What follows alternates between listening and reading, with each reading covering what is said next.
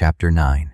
When I was 14 or 15, I was an odious little snob, but no worse than other boys of my own age and class. I suppose there is no place in the world where snobbery is quite so ever present, or where it is cultivated in such refined and subtle forms as in an English public school. Here at least one cannot say that English education fails to do its job. You forget your Latin and Greek within a few months of leaving school. I studied Greek for 8 or 10 years, and now, at 33, I cannot even repeat the Greek alphabet. But your snobbishness, unless you persistently root it out like the bindweed it is, sticks by you till your grave. At school, I was in a difficult position, for I was among boys who, for the most part, were much richer than myself, and I only went to an expensive public school because I happened to win a scholarship. This is the common experience of boys of the lower, upper, middle class, the sons of clergymen, Anglo-Indian officials, etc., and the effects it had on me were probably the usual ones. On the one hand, it made me cling tighter than ever to my gentility. On the other hand, it filled me with resentment against the boys whose parents were richer than mine and who took care to let me know it. I despised anyone who was not describable as a gentleman, but also I hated the hoggishly rich, especially those who had grown rich too recently. The correct and elegant thing, I felt, was to be of gentle birth, but to have no money. This is part of the credo of the lower, upper, middle class. It has a romantic, Jacobite, in exile feeling about it which is very comforting. But those years, during and just after the war, were a queer time to be at school, for England was nearer revolution than she has been since, or had been for a century earlier. Throughout almost the whole nation there was running a wave of revolutionary feeling which has since been reversed and forgotten, but which has left various deposits of sediment behind. Essentially, though of course one could not then see it in perspective, it was a revolt of youth against age, resulting directly from the war.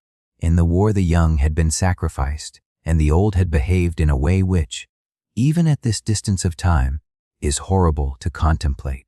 They had been sternly patriotic in safe places while their sons went down like swaths of hay before the German machine guns.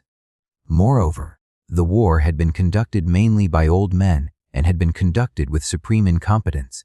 By 1918, everyone under 40 was in a bad temper with his elders, and the mood of anti-militarism which followed naturally upon the fighting was extended into a general revolt against orthodoxy and authority. At that time there was, among the young, a curious cult of hatred of old men. The dominance of old men was held to be responsible for every evil known to humanity, and every accepted institution from Scott's novels to the House of Lords was derided merely because old men were in favor of it. For several years it was all the fashion to be a bolshie, as people then called it. England was full of half-baked antinomian opinions. Pacifism, internationalism, humanitarianism of all kinds, feminism, free love, divorce, reform, atheism, birth, control. Things like these were getting a better hearing than they would get in normal times. And of course the revolutionary mood extended to those who had been too young to fight, even to public school boys. At that time we all thought of ourselves as enlightened creatures of a new age, casting off the orthodoxy that had been forced upon us by those detested old men. We retained, basically, the snobbish outlook of our class.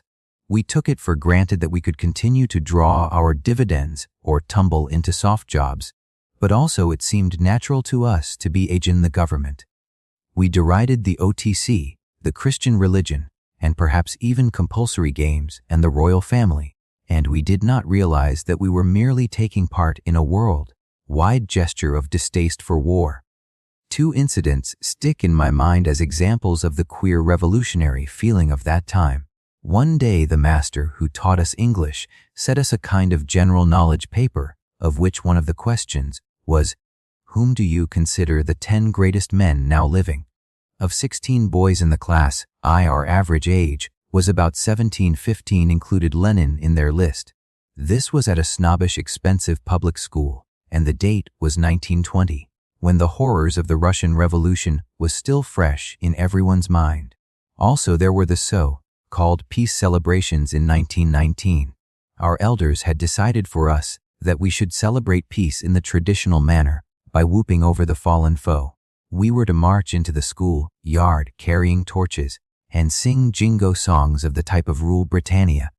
The boys, to their honor, I think, guide the whole proceeding and sang blasphemous and seditious words to the tunes provided. I doubt whether things would happen in quite that manner now. Certainly the public school boys I meet nowadays, even the intelligent ones, are much more right-wing in their opinions than I and my contemporaries were 15 years ago. Hence, at the age of 17 or 18, I was both a snob and a revolutionary. I was against all authority. I had read and read the entire published works of Shaw, Wells, and Galsworthy, at that time still regarded as dangerously advanced writers, and I loosely described myself as a socialist. But I had not much grasp of what socialism meant, and no notion that the working class were human beings. At a distance, and through the medium of books, Jack London's The People of the Abyss, for instance, I could agonize over their sufferings, but I still hated them and despised them when I came anywhere near them. I was still revolted by their accents and infuriated by their habitual rudeness. One must remember that just then, immediately after the war, the English working class were in a fighting mood. That was the period of the great coal strikes, when a miner was thought of as a fiend incarnate and old ladies looked under their beds every night lest Robert Smillie should be concealed there. All through the war, and for a little time afterwards, there had been high wages and abundant employment. Things were now returning to something worse than normal, and naturally the working class resisted. The men who had fought had been lured into the army by gaudy promises, and now they were coming home to a world where there were no jobs and not even any houses. Moreover, they had been at war and were coming home with the soldier's attitude to life, which is fundamentally, in spite of discipline, a lawless attitude. There was a turbulent feeling in the air.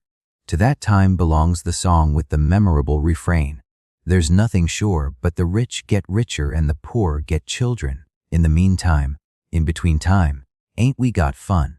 People had not yet settled down to a lifetime of unemployment, mitigated by endless cups of tea. They still vaguely expected the utopia for which they had fought, and even more than before they were openly hostile to the pronouncing class. So to the shock absorbers of the bourgeoisie, such as myself, common people, still appeared brutal and repulsive. Looking back upon that period, I seem to have spent half the time in denouncing the capitalist system, and the other half in raging over the insolence of bus conductors. When I was not yet 20, I went to Burma, in the Indian Imperial Police.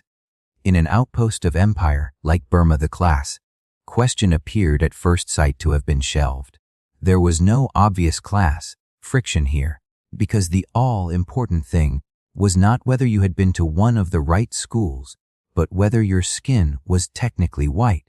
As a matter of fact, most of the white men in Burma were not of the type who in England would be called gentlemen, but except for the common soldiers and a few nondescripts, they lived lives appropriate to gentlemen, had servants, that is, and called their evening meal dinner, and officially they were regarded as being all of the same class.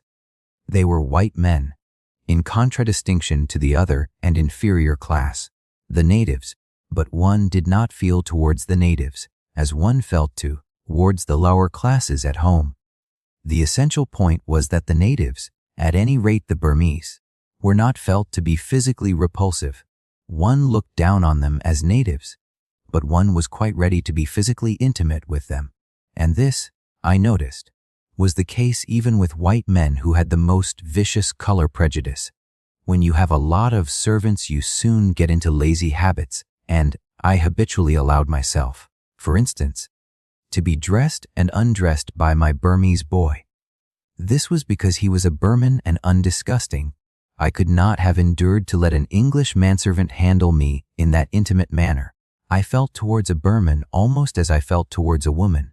Like most other races, the Burmese have a distinctive smell. I cannot describe it. It is a smell that makes one's teeth tingle, but this smell never disgusted me. Incidentally, Orientals say that we smell. The Chinese, I believe, say that a white man smells like a corpse. The Burmese say the same, though no Burman was ever rude enough to say so to me. And in a way my attitude was defensible, for if one faces the fact, one must admit that most Mongolians have much nicer bodies than most white men.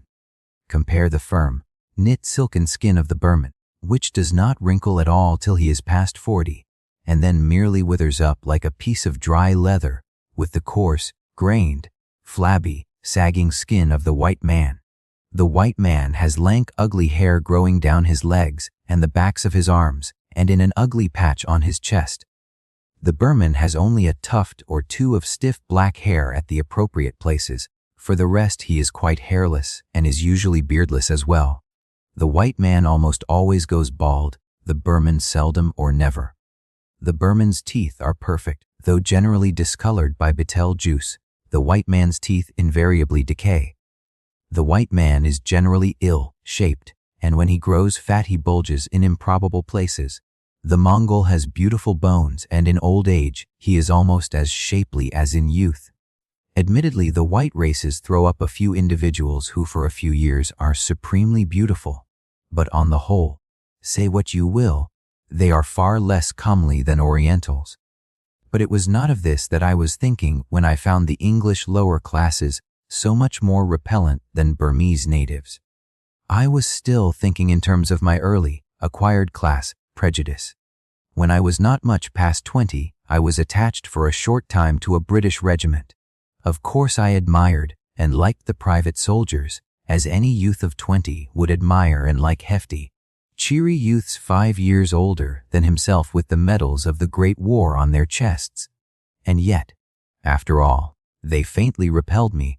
They were common people, and I did not care to be too close to them. In the hot mornings when the company marched down the road, myself in the rear with one of the junior subalterns, the steam of those 100 sweating bodies in front made my stomach turn. And this, you observe, was pure prejudice. For a soldier is probably as inoffensive, physically, as it is possible for a male white person to be. He is generally young, he is nearly always healthy from fresh air and exercise, and a rigorous discipline compels him to be clean. But I could not see it like that. All I knew was that it was lower class sweat that I was smelling, and the thought of it made me sick. When later on I got rid of my class prejudice, or part of it, it was in a roundabout way and by a process that took several years. The thing that changed my attitude to the class issue was something only indirectly connected with it, something almost irrelevant. I was in the Indian police 5 years, and by the end of that time, I hated the imperialism I was serving with a bitterness which I probably cannot make clear. In the free air of England, that kind of thing is not fully intelligible. In order to hate imperialism, you have got to be part of it. Seen from the outside, the British rule in India appears, indeed, it is benevolent and even necessary. And so no doubt are the French rule in Morocco and the Dutch rule in Borneo, for people usually govern foreigners better than they govern themselves. But it is not possible to be a part of such a system without recognizing it as an unjustifiable tyranny. Even the thickest, skinned Anglo-Indian is aware of this. Every native face he sees in the street brings home to him his monstrous intrusion, and the majority of Anglo-Indians, intermittently at least, are not nearly so complacent about their position as people in England believe. From the most unexpected people, from gin, pickled old scoundrels high up in the government service, I have heard some such remark as, "Of course, we've no right in this blasted country at all. Only now we're here, for God's sake, let's stay here." The truth is that no modem man, in his heart of hearts, believes that it is right to invade a foreign country and hold the population down by force. Foreign oppression is a much more obvious, understandable evil than economic oppression. Thus in England we tamely admit to being robbed in order to keep 500,000 worthless idlers in luxury, but we would fight to the last man sooner than be rilled by Chinamen. Similarly, people who live on unearned dividends without a single qualm of conscience see clearly enough that it is wrong to go and lord it in a foreign country where you are not wanted. The result is that every Anglo-Indian is haunted by a sense of guilt which he usually conceals as best he can. Because there is no freedom of speech, and merely to be overheard making a seditious remark may damage his career. All over India, there are Englishmen who secretly loathe the system of which they are part, and just occasionally, when they are quite certain of being in the right company, their hidden bitterness overflows. I remember a night I spent on the train with a man in the educational service, a stranger to myself whose name I never discovered.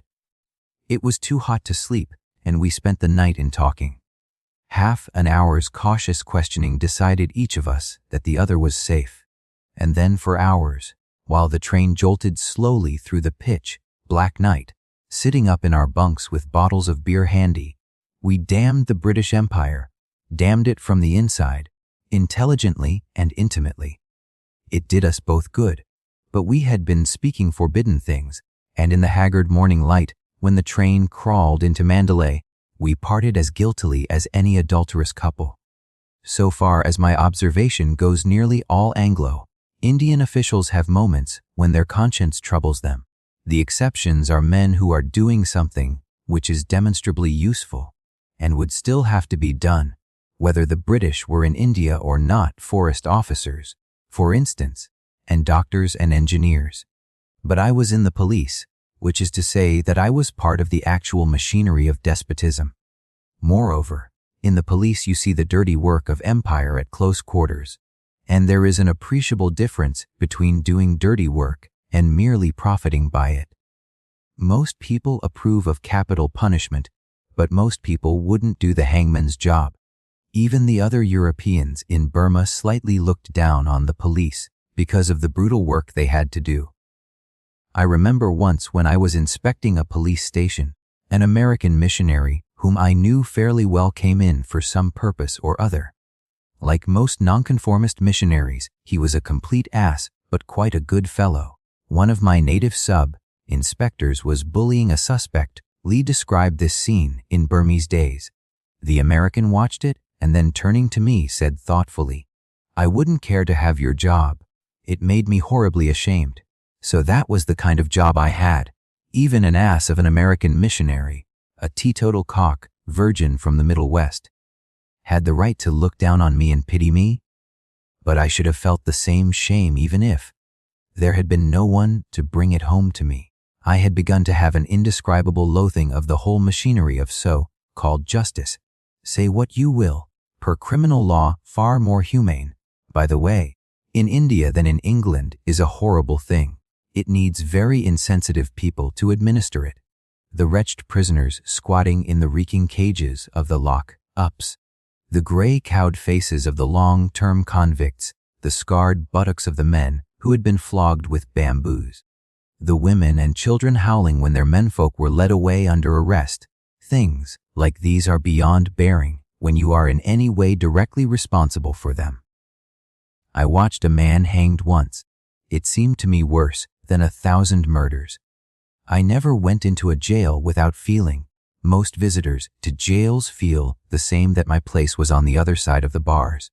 I thought then, think now, for that matter, that the worst criminal who ever walked is morally superior to a hanging judge. But of course I had to keep these notions to myself, because of the almost utter silence that is imposed on every Englishman in the East.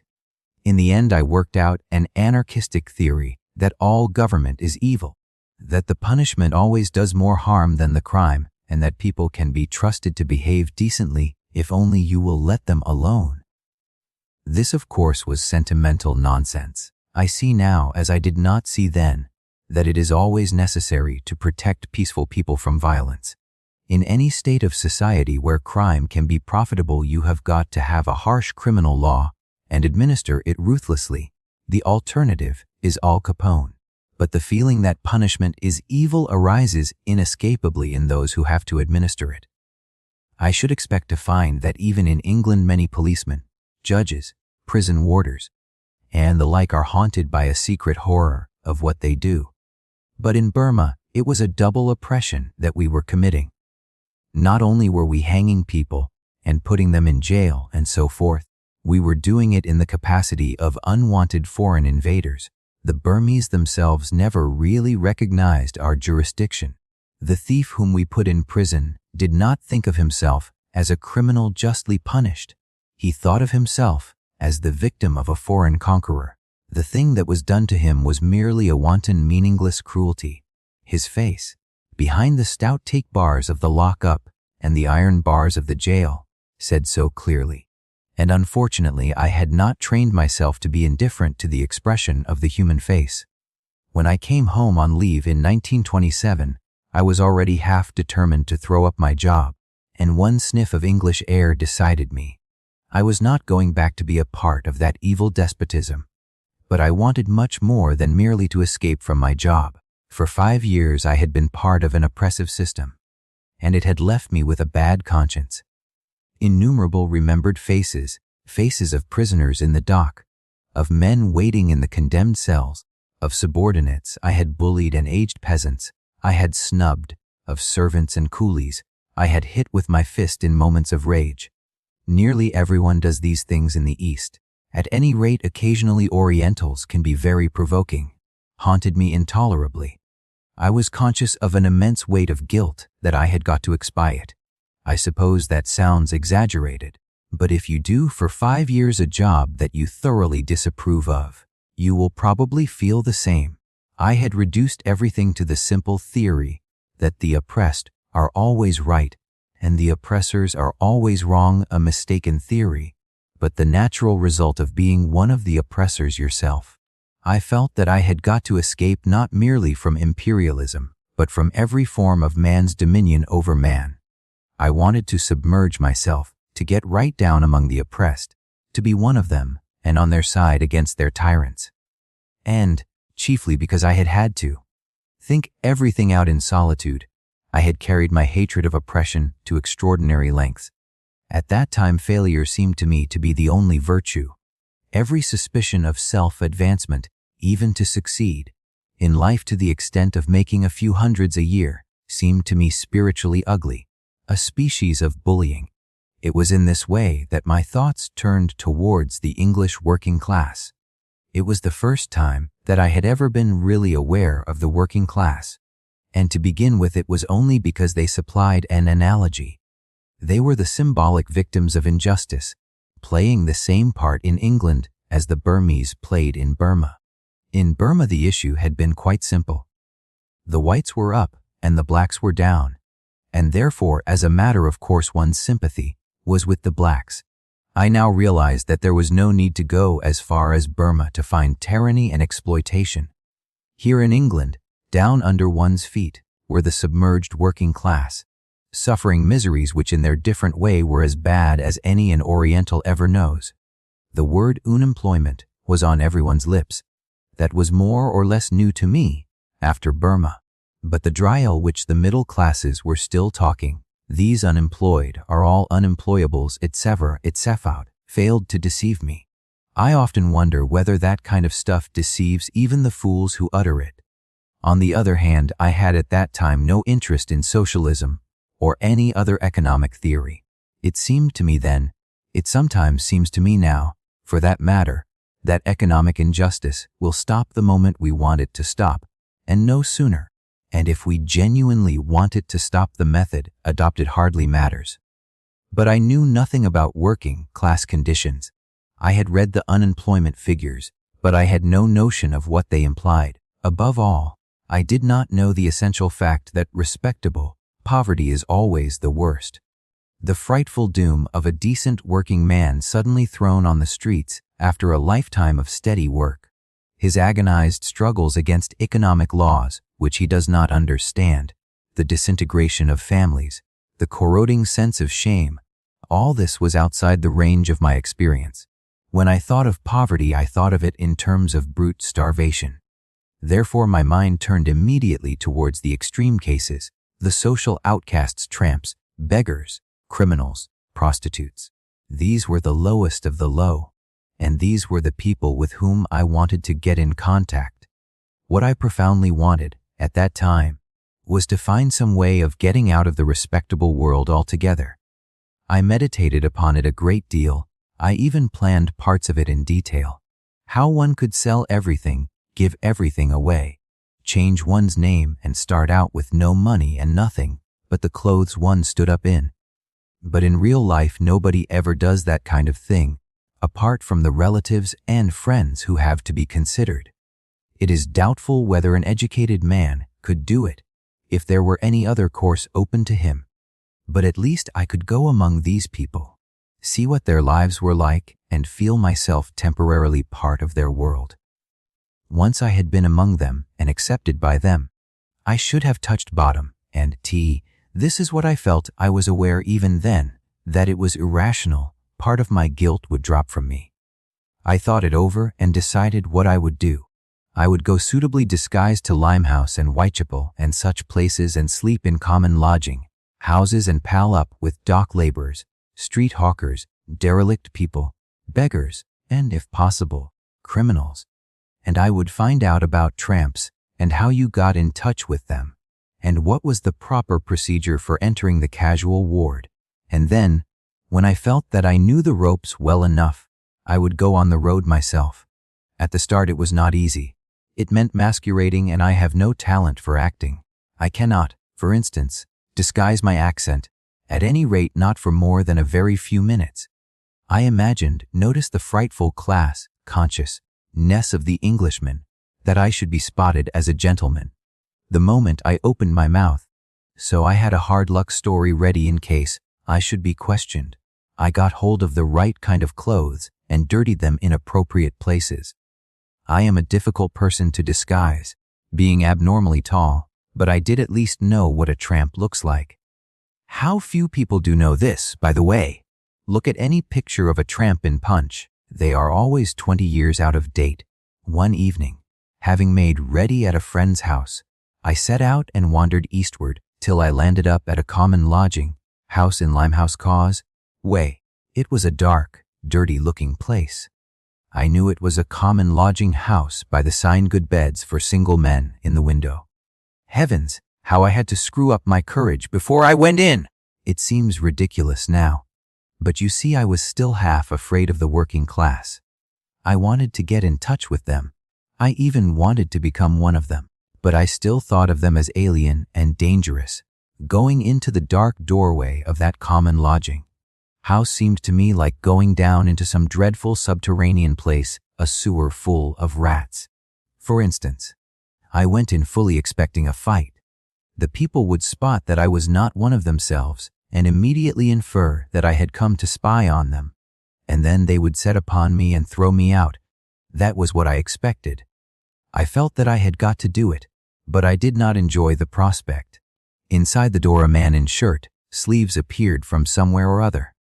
This was the deputy, and I told him that I wanted a bed for the night. My accent did not make him stare, I noticed.